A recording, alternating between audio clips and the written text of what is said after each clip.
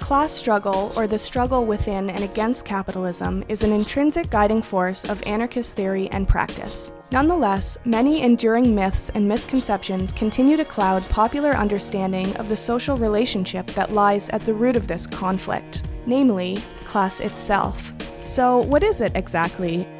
And what do anarchists have against it? Most people today primarily associate someone's class with how much money they make. And while it's true that the size of a person's bank account is generally a good indication of their class position, this oversimplified definition tends to obscure the way that class actually operates, on both an individual and social level, while masking its inherently antagonistic nature. A more accurate way of defining class would be to say that it's a hierarchical social relationship characterized by exploitation and anchored through an interconnected, state-based system of laws governing the ownership of property. Or, to put it more simply, class is a way of organizing people according to who owns what. Of course, both hierarchy and exploitation have been around far longer than capitalism. From the priest-kings of Mesopotamia's earliest city-states to the Roman Empire and its gradual disintegration into medieval feudalism, human civilizations have always been ruled by a small elite who've ensured the highest concentration of wealth and prestige for themselves. The rise of capitalism displaced early feudal systems of social and economic control, such as the divine right of kings in Europe and the mandate of heaven in imperial China, replacing these outdated superstitions with new, more sophisticated social myths based on the sanctity of private property and the unquestioned domination of the free market. Back in the mid-19th century, the famous socialist philosopher Karl Marx carried out an exhaustive exploration at how capitalism worked and the historical processes by which it had developed. Many prominent anarchists at the time, such as Mikhail Bakunin, bitterly disagreed with Marx and his followers on the question of revolutionary strategy, particularly the role of the state. Overall, however, they agreed with his description of capitalism as a system characterized by the emergence and spread of two mutually opposing classes. Those are the working class, also known as the proletariat, and the capitalist class, also known as the bourgeoisie. Members of the capitalist class are defined by their ownership and control over capital, while members of the working class are defined by the fact that we don't own capital and are thus forced into exploitative relationships with capitalists in order to survive. Capitalists can be subdivided into three different categories based on the type of capital they own and how they generate profit.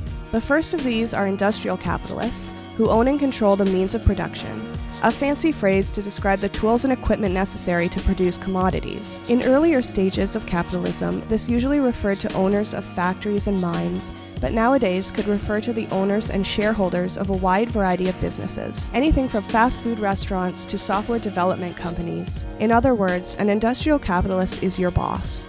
They are someone who makes a profit by exploiting their workers. Second is landowners, capitalists who own land and real estate and who make a profit by exploiting their tenants, or, as is increasingly common these days, through gentrification and other forms of real estate speculation and development.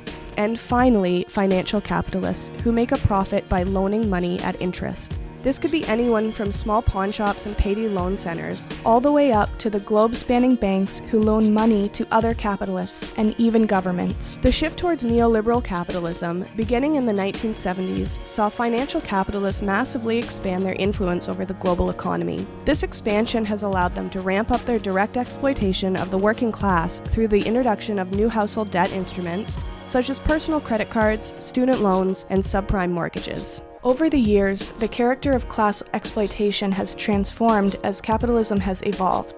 In spite of this, many anti-capitalists still cling to narratives from an earlier era. Even today, the stereotypical image of a member of the working class tends to be the burly-chested, white factory worker of IWW lore, whereas the truth is that the majority of the global proletariat are female, and the overwhelming majority are of non-European descent. Yet even as capitalism has changed, the essential elements of the class relationship remain the same. It's pretty well understood that the working and capitalist classes have mutually opposing interests.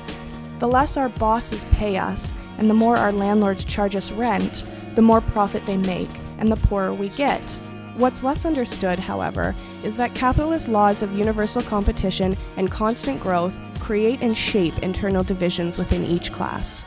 Capitalists within a certain industry are constantly competing with rivals over market share, which means that they must maintain a certain rate of profit or risk going out of business. And capitalists from one industry sometimes have interests that run entirely contrary to those of another. High oil prices, for example, will lead to higher rates of profit for corporations like BP and ExxonMobil, but they can be devastating to capitalists in the manufacturing or transportation industries. While all members of the working class have a shared interest in ending capitalism, we are also often blinded by our own competing short-term interests. Not only do we have to compete with one another over the scraps capitalists give us to survive, but also many of our jobs negatively impact the lives of other working class people. And on a broader scale, the lower the wages paid to workers in the global south, the cheaper the products on department store shelves. On top of that, our class is divided into hierarchies based on oppressive systems such as race and gender.